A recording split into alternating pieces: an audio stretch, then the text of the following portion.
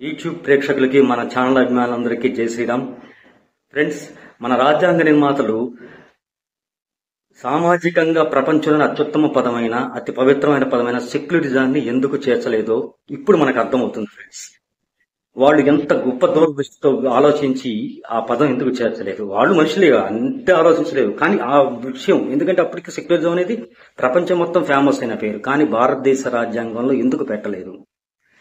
అది పెట్టింది, కొత్తగా చేర్చింది ఇందిరాగాంధీ, అన్నగా కాంగ్రెస్ పార్టీ అధినేత.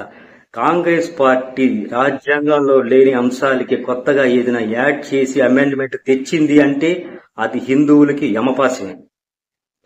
కాంగ్రెస్ పార్టీ విధానమే హిందూ అబ్యూజ్మెంట్, ఇస్లాం అప్పీజ్మెంట్.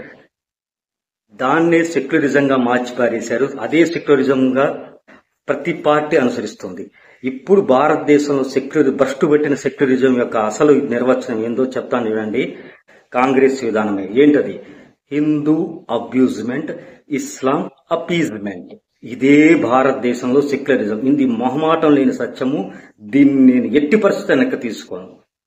కావండి చూడండి ఫ్రెండ్స్, కేసీఆర్ గారు ఎంత గొప్ప నాయకుడు అందరికీ తెలుసు. ఈ 2 ఎంపీ పదవులతో దేశం మొత్తం గల్లబల్ల పెట్టేసేసి రాష్ట్రాన్ని సాధించుకున్న వ్యక్తి. మోడీ జరగని దెబ్బకి, మోడీ మాస్టర్ స్ట్రోక్ దెబ్బకి పదవి కోల్పోయి ఇప్పుడు తన మేకప్ అంతా పోయి అసలు రంగు బయటపెట్టి, ఇంతకుముందు వీడియోలో కూడా చెప్పుకున్నాం, మోడీ జడివాళ్ళను అందరూ తడిచిపోయారు, రంగులు బయట పెట్టేసుకున్నారు. ఇప్పుడు కేసీఆర్, కేటీఆర్ గారు అయితే పూర్తిగా బట్టలు ఇప్పదీసి సెక్యులర్ డాన్సులు వేస్తున్నారు. సెక్యులర్ నగ్న నృత్యాలు.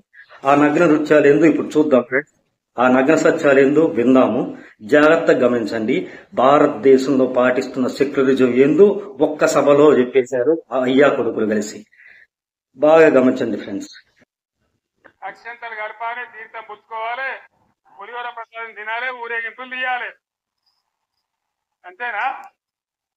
ఈ అక్షింతలు, ఈ పులిహోర, ఈ తీర్థాలు, ఈ కాషాయ జెండాల ఊరేగింపు మన కడుపు నింపుతుందా? మన పొలాలకు నీళ్లు తెస్తుందా? ఏం లేదు. ఇక పసుపు కలప, బియ్యం కలప, అక్షింతలు కలప, ఊరూరికి వంచ, పులిహోర వండ, 10 మందికి పెట్ట, ఓట్లు దొబ్బ. కేసీఆర్ కు పూజల మీద ఉన్న శ్రద్ధ, యాగం మీద ఉన్న శ్రద్ధ ప్రజల మీద లేదట. అరే నేను పూజ చేసుకుంటే నీ ముళ్ళేం బాయ్? భయ నాకు అర్థం కాదు. ఇష్టమున్న నష్టం ఒక అన్నం పెడుతున్నాం, తీర్థం పెడుతున్నాం, వాడు నీ ముళ్ళేం బాయ్?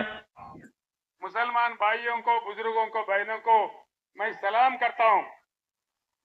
आप तमाम लोगों को मैं अदबन गुजारिश करता हूं. जिस टाइम मैं तेलंगाना जद्दोजहद के लिए निकला, अल्लाह के नाम लेके निकला. मैंने कहा अल्लाह के घर में देर हो सकता है लेकिन अंधेर नहीं है. और अल्लाह का दया हुआ, अल्लाह का फरमान आया, हमारे तेलंगाना हासिल हुआ. रमजान के टाइम पे हम तौबा भेजते थे, हमको खुशी होती थी, अल्लाह के दुआएं मिलते थे. हम सेक्युलर पार्टी है. We don't cancel shows of Munawar Farooqi and Kunal Kamra. We're a truly cosmopolitan city who's welcoming of all cultures, who's welcoming of criticism. अल्लाह के बारे में अगर कोई गलत बोले तो उसको अंदर किया. ఎవరన్నా పిల్లలు జై శ్రీరామ్ అంటే వాళ్ళకు కూడా సంజాయించాలి. జై శ్రీరామ్ అనే నినాదం కడుపు నింపదు. జై శ్రీరామ్ అనే నినాదం నీకు ఉద్యోగం ఇయ్యది. ఎర్రోల శ్రీనివాస్ తో మాట్లాడుతుంటే ఏం తమ్మి